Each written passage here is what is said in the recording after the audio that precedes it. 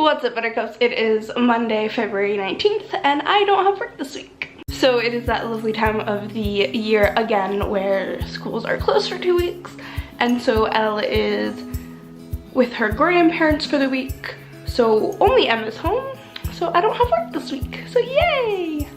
It's also like almost 1 o'clock in the afternoon, and I've done nothing today. I haven't even gone down for breakfast or lunch yet. So there's that. I have no plans this week except for the fact that I am going to meet up with a friend for lunch tomorrow.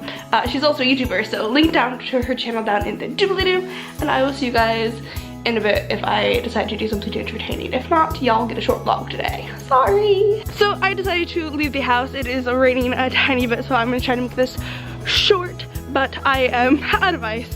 And I know that I should probably just get an ice tray and make my own ice, but that really seems like a lot of work to me right now, even though I'm literally walking to the store to buy ice.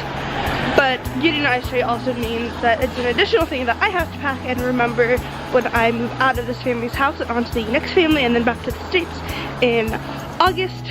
So I'm not doing that quite yet. I might end up doing that eventually. I don't know, because it won't be very useful when I get back to the States, because at my parents' house they have an ice maker, so yeah. Anyway, I am probably gonna end up going to McDonald's for a little bit to sit and hang out, maybe watch some vlogs on my iPad, which is in my bag.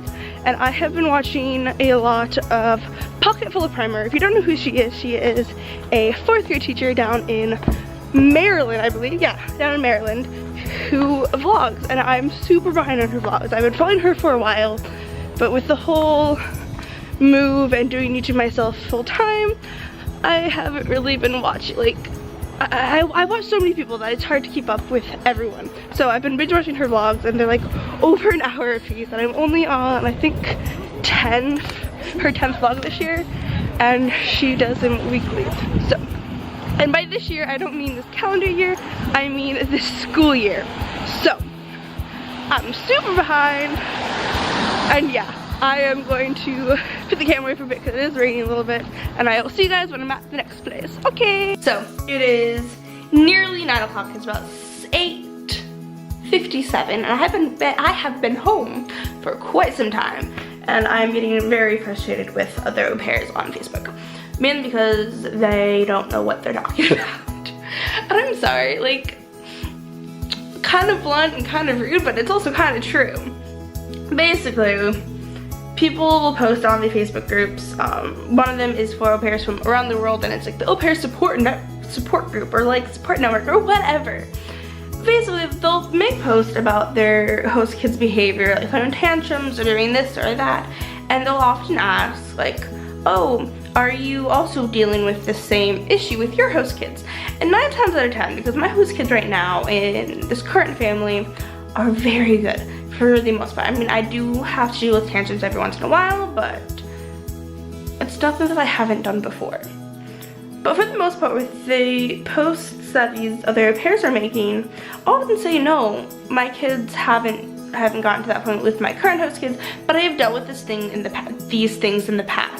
And this is how I've handled it, and this is how I have found the easiest and the best way to deal with these situations. And then I'll get responses like, oh, that won't work for this age group or that age group. And to which I respond with, actually, I have dealt with that age group before with this situation, and I handled it that exact way. But then I'll go on to kind of explain very briefly, like a little more specifically, like, you're not going to handle a temper tantrum from a 5-year-old in the same way that you're going to handle it with a 2-year-old. You're going to use different languages. You're going to explain things very simply to a 2-year-old, but you'll also explain simply to a 5-year-old, but you'll give a little more explanations, and you won't be as simple with the 5-year-old.